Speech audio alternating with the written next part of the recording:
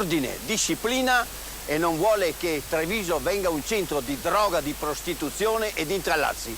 Questo è il compito e questo è il messaggio che io do a tutti i cittadini. Un'osteria, come qui a Dea Ettora, in via Manzoni.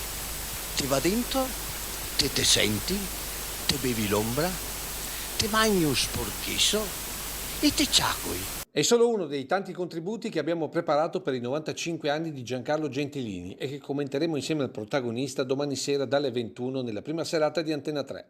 Un omaggio dalla nostra emittente per una personalità che ha firmato un capitolo lungo 20 anni della millenaria storia di Treviso.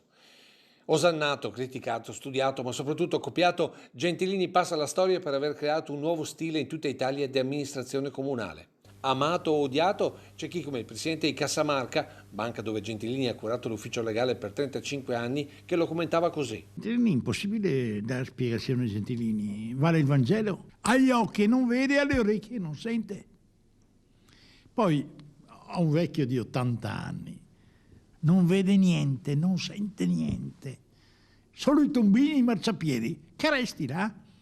Stii attento che il tombino sia chiuso, che non precipiti dentro. Ma lui ha sempre tirato dritto, come nella rivoluzione della viabilità dentro e fuori le mura, il famoso PUT, che il prossimo anno toccherà il quarto di secolo di attività e che ai nostri microfoni raccontava così. Siamo su un nodo di Porta Santi 40, un po' di rallentamento perché ci sono immissioni che vengono da Viale Montegrappa, però si supera un colpo di acceleratore e ci mettiamo subito in marcia. Mi sembra di essere nelle grandi città, sai? Domani sera rivedremo con Gentilini la Treviso dal ventennio fascista al Covid, commentando le trasformazioni della città ma anche della comunità trevigiana.